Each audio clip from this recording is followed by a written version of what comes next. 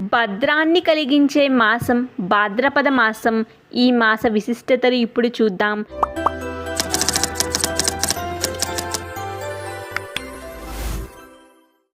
ఈ మాసంలో అనేక విశిష్టతలు, అనేక వ్రతాలు, పూజలు, ప్రత్యేకతలు ఉన్నాయి. ఈ భాద్రపద మాసంలో నోములకి, పూజలకి, పండుగలకి, వ్రతాలకి కొదవలేదు. అన్ని ప్రత్యేకతలున్న ఈ మాసంలో రోజు ఒక్కొక్క ప్రత్యేకత ఉంది. మన జ్యోతిష్య శాస్త్రం ప్రకారం పౌర్ణమి రోజు పూర్వభాద్ర లేదా ఉత్తరాభాద్ర నక్షత్రం ఉన్న మాసాన్ని భాద్రపద మాసమని అంటారు. ఈ సంవత్సరం 2022లో పౌర్ణమితో పూర్వభాద్ర నక్షత్రం ఉంది. క్రోధినామ సంవత్సరంలో భాద్రపద మాసం సెప్టెంబర్ 4తో ప్రారంభమయ్యి అక్టోబర్ 2తో ముగియనుంది. శ్రీ మహావిష్ణువు తమ అవతారాలలో వామన అవతారం, వరాహ అవతారం ఈ భాద్రపద మాసంలోనే అవతరించాడు. ఈ మాసంలో ప్రజలంతా భద్రంగా ఉండాలని ఆలోచనతో ఈ మాసానికి భాద్రపద మాసం అనే పేరు పెట్టినట్లు తెలుస్తోంది. అందుకే ఈ మాసంలోనే కలియుగం ప్రారంభమయ్యిందని చెప్తారు. ఈ మాసంలో మొదటి పక్షం రోజులు దేవతలకు పూజలు, నోములు, వ్రతాలు ప్రాధాన్యత ఇస్తారు.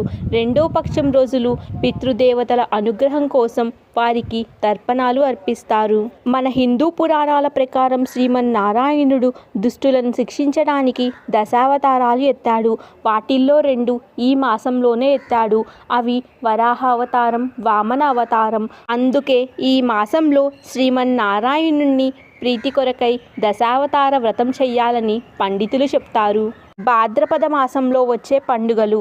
భాద్రపద శుద్ధ విదియ నాడు వరాహ జయంతిగా, శ్రీ బలరామ జయంతిగా జరుపుకుంటారు. భాద్రపద శుద్ధ తదియ నాడు కొన్ని ప్రాంతాలలో స్త్రీలు హరితాళిక వ్రతాన్ని ఆచరిస్తారు. భాద్రపద శుద్ధ చవితి నాడు ఆదిదేవుడైన వినాయకుడు ఆవిర్భవించిన రోజు. అందుకే ఈ రోజు గణనాథుణ్ణి పూజ చేసి తమ జీవితంలో ఉన్న విఘ్నాలను తొలగించుకుంటారు. భాద్రపద శుద్ధ పంచమి నాడు ఋషి పంచమిగా జరుపుకుంటారు. ఇది కేవలం ఆడవాళ్లకు సంబంధించిన వ్రతం. ఈ వ్రతం చేయటం వల్ల స్త్రీలు ఋతుస్రవ సమయంలో చేసిన పాపాలు తొలగి పుణ్యం కలుగుతుందని భవిష్య పురాణం ద్వారా తెలియజేయబడింది. భాద్రపద శుద్ధ షష్ఠిని స్కంద షష్ఠి అని, సూర్య షష్ఠి అని అంటారు. ఈ షష్ఠి సప్తమితో కలిసి వస్తే అది సూర్య ఆరాధనకి ఎంతో ప్రీతికరమైనది. షష్ఠితో కూడిన సప్తమి కూడా సుబ్రహ్మణ్య ఆరాధనకి ఎంతో ప్రశస్తమైనది. భాద్రపద శుద్ధ అష్టమి నాడు కేదార వ్రతాన్ని ఆచరిస్తారు. ఈ వ్రతం సాంప్రదాయ సిద్ధంగా ఆచరించాలి. ఇదే రోజు రాధాష్టమిగా జరుపుకుంటారు. రాధాదేవి ఆవిర్భవించిన రోజు ఇది. భాద్రపద శుద్ధ నవమిని నందనవమి లేదా కేదార నవమి అని అంటారు.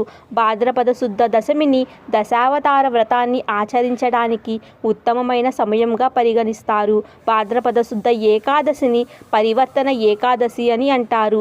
తొలి ఏకాదశి రోజు పాలసముద్రంలో శేషతల్పుపై శయనించిన శ్రీ మహావిష్ణువు ఈ ఏకాదశి రోజు పక్కకు ఒరిగిని పరివర్తన చెందుతారని, అందుకే దీనికి పరివర్తన ఏకాదశి అనే పేరు వచ్చిందని చెప్తారు.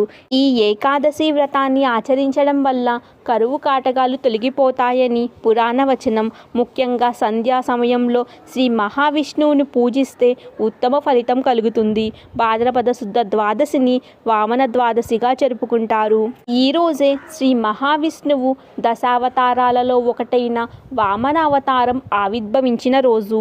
భాద్రపద మాసంలో వచ్చే శుద్ధ చతుర్దశి నాడు అనంత పద్మనాభ చతుర్థి అంటారు. ఆ రోజు అనంత పద్మనాభ వ్రతం ఆచరించటం వల్ల దారిద్ర్యం తొలగి ఐశ్వర్యం ప్రాప్తిస్తుందని చెప్తారు. భాద్రపద పౌర్ణమి రోజు ఉమామహేశ్వర వ్రతం జరుపుకుంటారు. భక్తి శ్రద్ధలతో ఈ వ్రతాన్ని ఆచరించడం వల్ల సుఖశాంతులతో పాటు అష్టైశ్వర్యాలు ప్రాప్తిస్తాయి. భాద్రపద పౌర్ణమి నుండి మాలయ పక్షాలు ఆరంభమవుతాయి. అమావాస్య వరకు గల ఈ కాలాన్ని పితృపక్షం అని కూడా అంటారు. మన పితృలకు తర్పణాలు అర్పించటానికి ఇది ఉత్తమమైన సమయం. భాద్రపద బహుళ తదియని ఉండ్రాల తద్దిగా జరుపుకుంటారు. ఇది స్త్రీలు జరుపుకునే పండుగ. ముఖ్యంగా పెళ్లి కాని స్త్రీలు గౌరీదేవిని పూజించి ఉండ్రాలను నివేదిస్తే ఉత్తమమైన వరుడు వస్తాడని చెప్తారు. స్త్రీలకు 5వ తనం వృద్ధి చెందుతుంది. భాద్రపద మాసంలోని కృష్ణపక్ష అష్టమిని రుద్రాష్టమిగా జరుపుకుంటారు. భాద్రపద మాసంలోని కృష్ణపక్ష ఏకాదశిని ఆజ ఏకాదశి అని, ధర్మప్రద ఏకాదశి అని అంటారు. ఈరోజు ఏకాదశి వ్రతమాచరించి నూనె గింజను దానం చేస్తే విశేష ఫలితం లభిస్తుంది. భాద్రపద మాసంలోని బహుళ త్రయోదశిని కలియుగ ప్రారంభమైన రోజుగా పరిగణిస్తారు. భాద్రపద మాసంలోని అమావాస్యని మహాలయ అమావాస్యగా జరుపుకుంటారు. ఇది పితృదేవతలకు తృప్తి కలిగించే మాసంగా చెప్తారు. ఈరోజు పితృతర్పణాలు, దాన ధర్మాలు చేయడం ఆచారం. చూశారు కదా, భద్రాన్ని కలిగించే మాసం భాద్రపద మాస విశేషాల గురించి. మరెన్నో ఇలాంటి ఇంట్రెస్టింగ్ వీడియోస్ కోసం please like, share and subscribe to my channel.